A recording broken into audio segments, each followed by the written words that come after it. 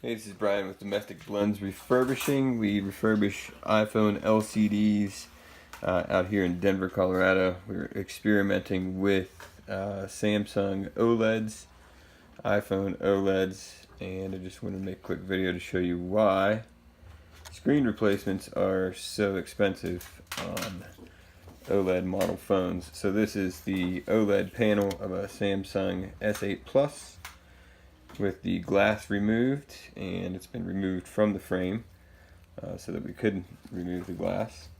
And so you can see here that this is the actual display. So it's kind of curvy and bendy, but it's extremely delicate, especially right here where the flex cable attaches to the screen itself. So this one I split with a piece of wire, and then we clean it with our special solvent there.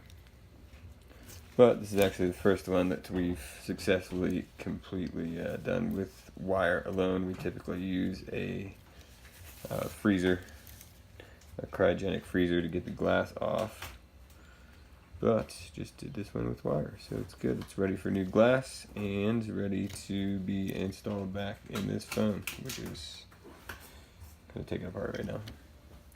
And that's it.